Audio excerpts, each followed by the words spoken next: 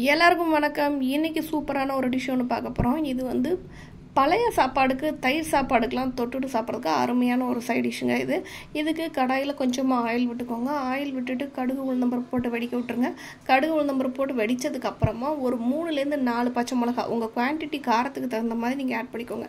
நல்லா குட்டி குட்டியாக கட் பண்ணிவிட்டு அதையும் இதில் சேர்த்து நல்லா இந்த எண்ணெயிலேயே வதக்கணும். அப்போ தான் அந்த பச்சை மிளகாவோட காரம் வந்து அந்த எண்ணெயில் நல்லாவே இறங்கும். அதனால் அதை போட்டு வதக்கிட்டு ஒரு பெரிய சைஸ் வெங்காயம் ஒரு பெரிய சைஸ் வெங்காயமாக எடுத்து ஒன்று குட்டி குட்டியாக கட் பண்ணியிருக்கிறேன். அதையும் இதோட சேர்த்து நல்லா வதக்கி விட்ருங்க. இதை நல்லா வதக்கிட்டு அந்த கண்ணாடி பதம் மாதிரி அந்த வெங்காயம் வர வரைக்கும் கூட நீங்கள் நல்லா வதக்கிக்கலாம். வதக்கிட்டு கொஞ்சமாக கருவேப்பிலை சேர்த்துக்கோங்க. சேர்த்துட்டு இதை நல்லா வதக்கி விட்ருங்க. வதக்கி விட்டுட்டு இதுக்கு தேவையான உப்பு சேர்த்துக்கோங்க. உப்பு சேர்த்துட்டு அதுக்கப்புறமா திருப்பி நல்லா கிண்டி விட்டுக்கோங்க.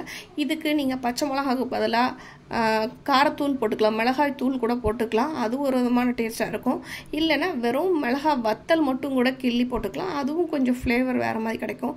பழைய சாப்பாடுக்கு எதுவுமே இல்லை, தொட்டுக்கிறதுக்கு குழம்பு இல்லை அப்படிலாம் இருக்கும்போது இந்த இதை வச்சு சாப்பிட்டு பாருங்கள், சூப்பராக இருக்குங்க. கடைசியாக மல்லி இலையும் கொஞ்சம் தூவி இறக்கி வச்சிட்டிங்கன்னா அவ்வளோ டேஸ்ட்டாக இருக்கும். நீங்கள் ட்ரை பண்ணி சாப்பிட்டு பாருங்கள். சாப்பிட்டு பார்த்தா தான் உங்களுக்கு அந்த டேஸ்ட் தெரியும். சாப்பாடுக்கு வைக்கிற மாதிரியே நீங்கள் சப்பாத்தி தோசைக்கு கூட நீங்கள் இதை வந்து தொட்டுக்கிட்டோ இல்லை உள்ளே ஸ்டஃப் பண்ணியோ சாப்பிட்லாம். மறக்காமல் நீங்களும் உங்கள் வீட்டில் ட்ரை பண்ணி பாருங்கள். ட்ரை பண்ணி பார்த்துட்டு எப்படி வந்ததுன்னு எனக்கு கமெண்ட் செக்ஷனில் சொல்லுங்கள். பிடிச்சிருந்தா நம்ம சேனலை சப்ஸ்கிரைப் பண்ணுங்கள். தேங்க்ஸ் ஃபார் வாட்சிங்.